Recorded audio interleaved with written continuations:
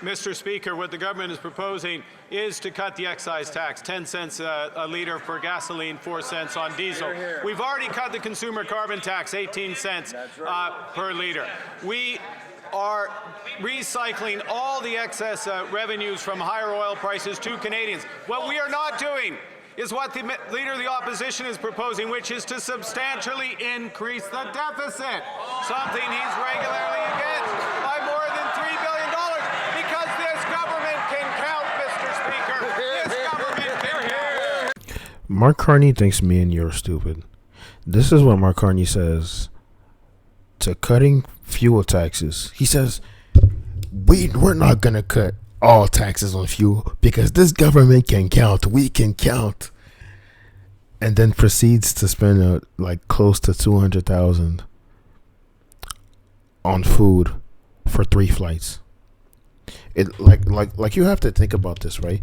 $200,000. Like, do you know how much money that is on food for 3 flights? This wouldn't be a problem if this was Carney's own money. The problem is, it's not his money. It's the taxpayers' money. Me and you, right?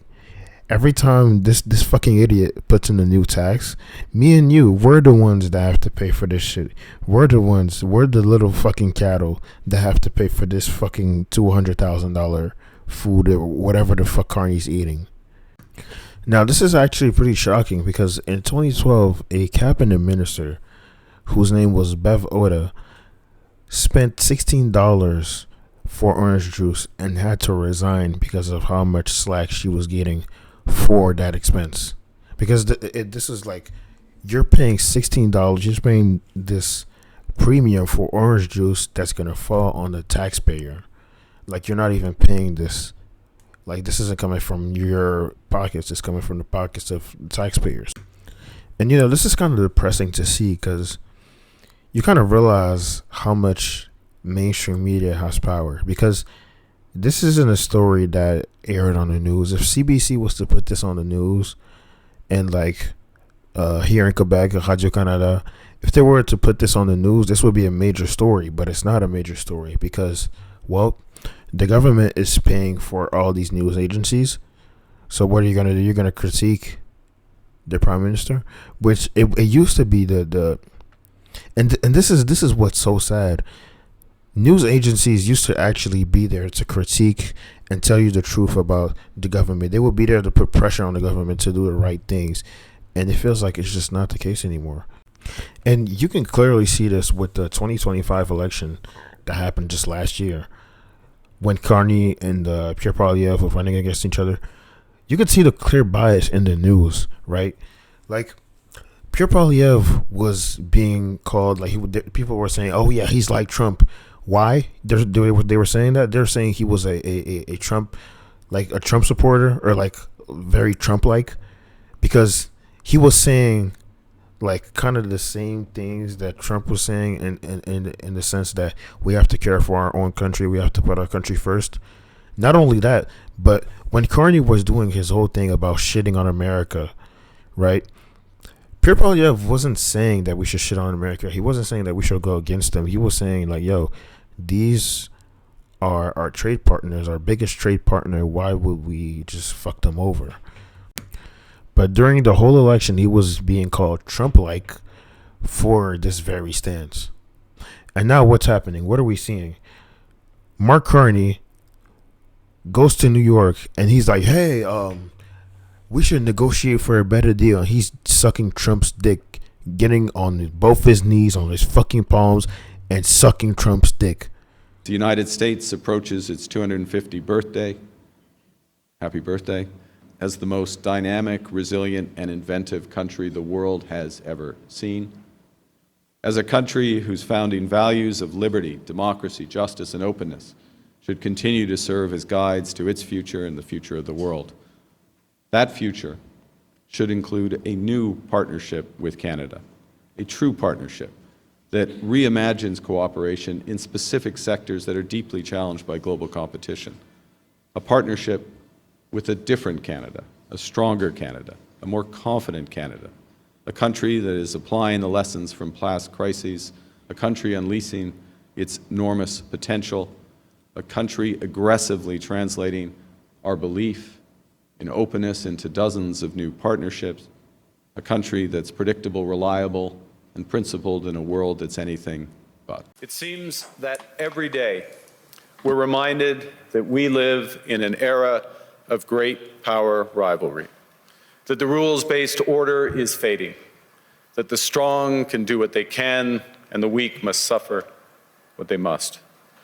The United States approaches its 250th birthday. Happy birthday. Like, this is like, it's just like, and the what's infuriating is that this was predictable. This isn't fucking like this was predictable. Like, this isn't like, you didn't need black magic to see this shit coming. We had 10 years of bullshit, right? Before Mark Carney. 10 years of Justin Trudeau, 10 years of bullshit. And you think that somehow because there's a new leader, things are going to change? Are you fucking serious? Like, the whole party is wicked. The whole party needs to fucking go. Eradicate all of it. It needs to go. Like, this is the problem. And, you know, this is one of my critiques on Pierre Poilievre.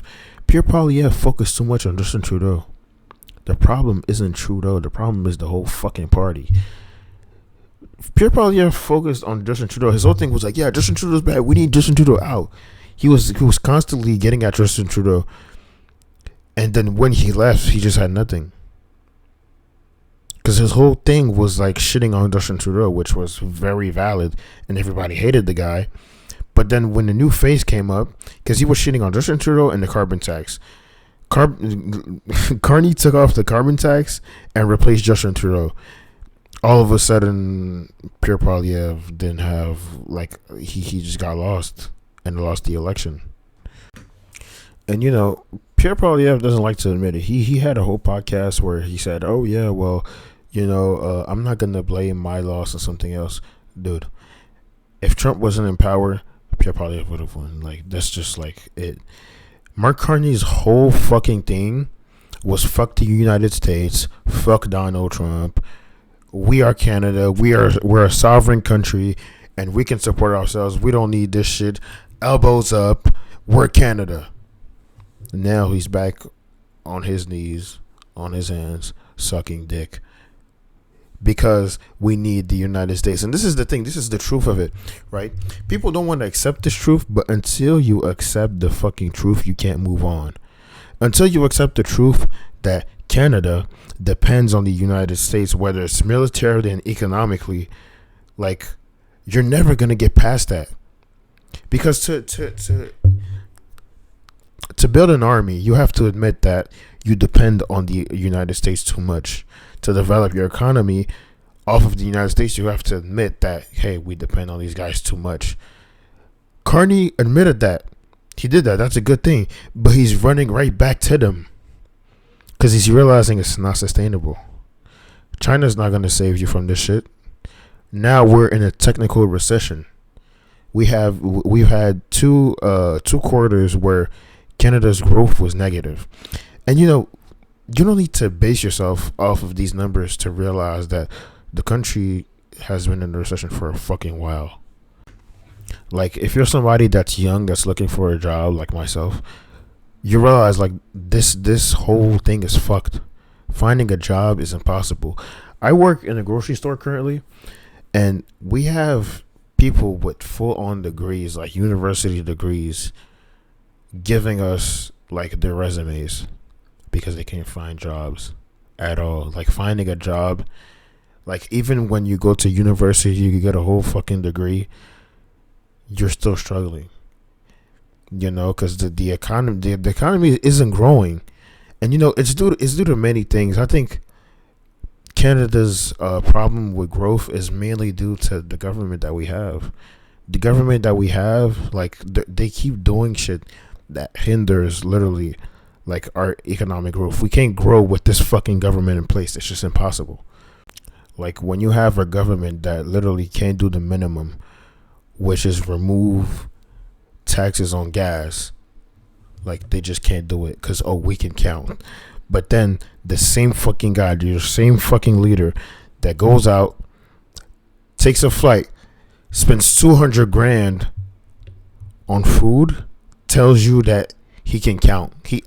Yes, I can count, but I'm spending 200 grand on 3 flights strictly on food. But I can count. Yes, I can count. And there's no outrage whatsoever about this. People aren't talking about this because the mainstream media isn't covering it. Guess why the mainstream media isn't covering it? Because the mainstream media is paid by this damn fucking government, and nothing is gonna change until we fix that this fucking problem. This party is a cancer to this country, and this country will not grow until these people are out of office. It's just as simple as that. Things won't get better until we get these motherfuckers out of here, because they're working against us. At first they were saying, fuck Trump, fuck the United States, we don't need them. Now look, back on his knees, sucking Trump's dick. Like, it just doesn't stop. The hypocrisy just keeps on fucking going.